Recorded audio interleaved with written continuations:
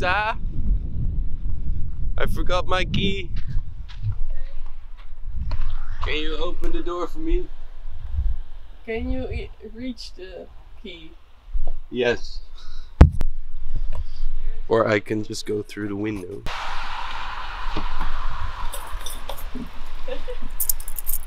Thank you.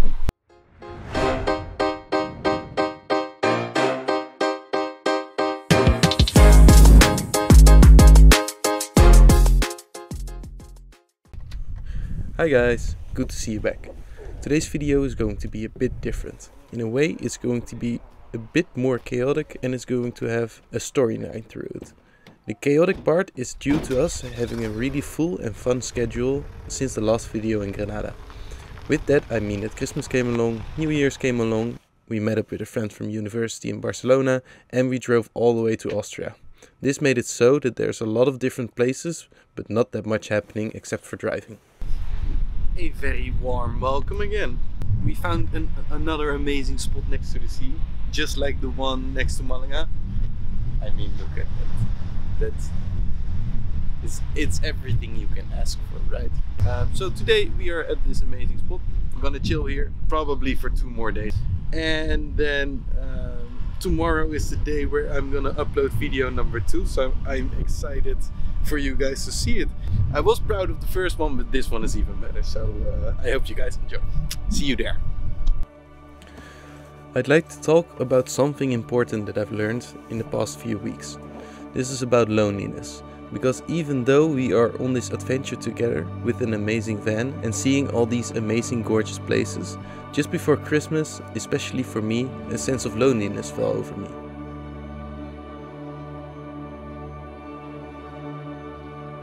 We have been driving all the way to Malaga through a month of rain and we spent most of the time inside of the van.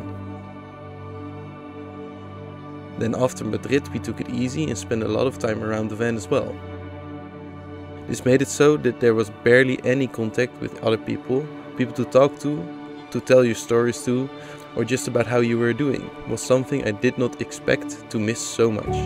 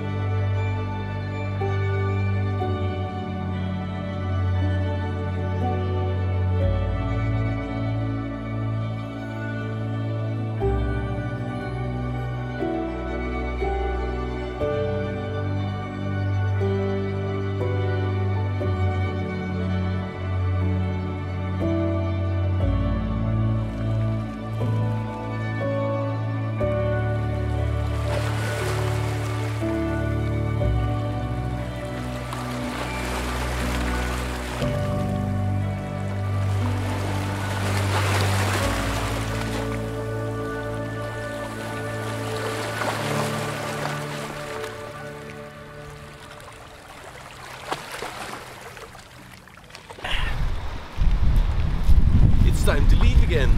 We are almost out of groceries and battery. It was amazing here. It was an amazing spot. It's so nice to see so many campers around. It's so nice to be next to the water, next to the sea. It's so nice to fall asleep with the sounds of the sea. The sun is out. The sea is shining. We're gonna go to the next spot.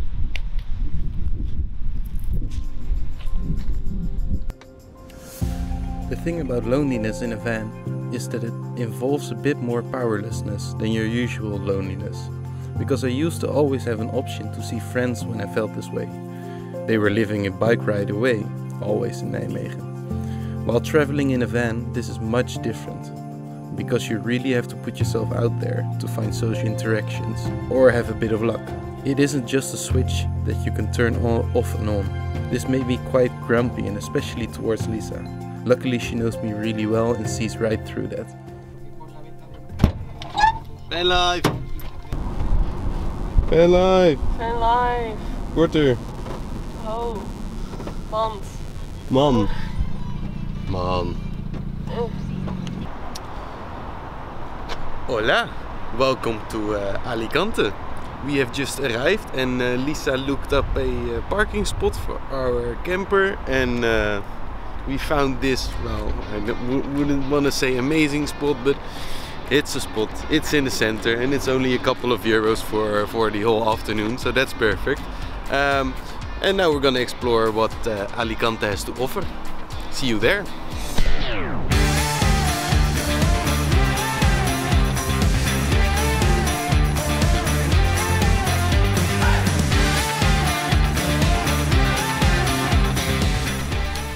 We just left Granada, the city where you climb stairs to see a castle. We entered Alicante, and what does Lisa want to do? Climb hills, climb hills. And see a castle. Hang on with me. Next stop is Castel Santa Barbara.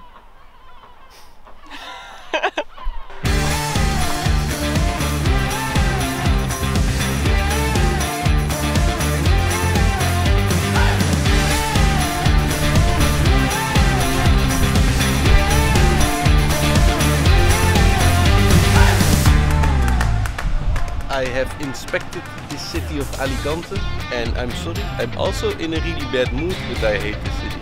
As in, it looks like a city that every year gets completely destroyed by extreme heats. There's no green. There's a huge harbor that looks industrial, but not in the good way, not in the cyberpunky cool way. It's spread over the whole coastline so that there is no nice beach or anything, but there's no color. Everything is just desert beige. And there's no big buildings also. The center was really crowded and not really well taken care of. I don't like it. Look at this amazing view! Woo.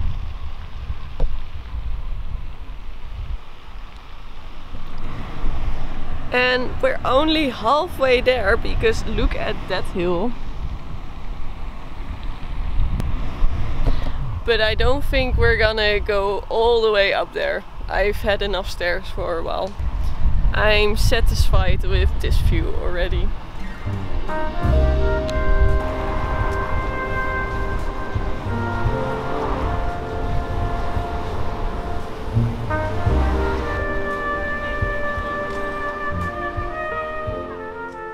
At this point in time, Christmas was coming along as well, and this chewing feeling was at a high. Now also mixing with the fear of missing out of the activities we used to do with our college friends. Until at some point, at the place where we were stationed for a couple of days, a Dutch girl shouted at me if I already saw the uhu bird. I answered that I haven't seen it, and this is how we started a small conversation, which concluded in her inviting us to join a group of Dutch campers for Christmas dinner. This was a perfect cure for the feeling that I was experiencing. We ran out of gas, but luckily we had one small additional one, so we can at least finish our cooking tonight. What we're making is, I think, what we're making is dal with lentils. We're making dal with lentils. It's a recipe from our friend Janno. Jeroen and Janno used to make it on a camping that they worked at together. We still eat it a lot, probably more than Janno. We had such a nice time with other like-minded people and had a lot of fun teaching the kids of a super nice couple how to one wheel. It really filled my social battery to the brim again. Good morning, guys. I don't usually wake up very early, but there was this something I needed to see. It's 8, the sun is almost coming up, and you have to see this view. Look at it. Isn't this gorgeous? Sun's coming up there. I'm gonna sit on that stone and be there for a bit in the silence of this amazing place. Come join me. At the end of Christmas night, another friend of the group came along, a friend who was organizing a New Year's party at a surprise location near Murcia. After having a bit to eat and some nice conversations, we got invited for this party as well and decided to throw our normal plan out of the window for New Year's and join this spontaneous adventure. Is je nek kapot?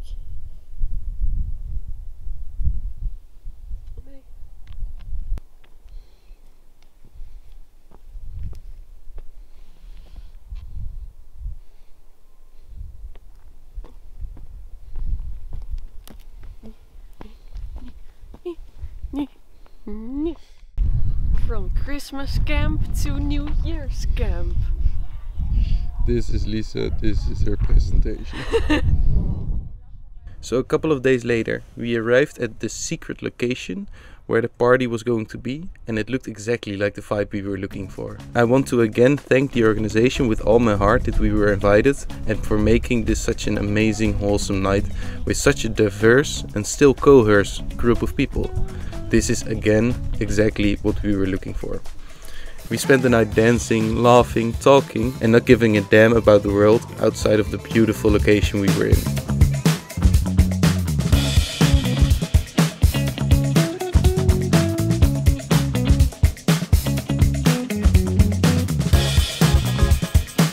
After this total recharge, the trip to Austria began. We had 2,000 kilometers ahead of us and 12 days to drive it in. Even though I absolutely loved the spontaneous days we had and are going to have, I do have to say that it always takes a bit of toll on your structure and rhythm. I'm going to fully enjoy this January for how filled it is with joy and social activities, and when February comes in, I know I'll be ready to get back into my rhythm again and start killing it. Hope to see you guys then.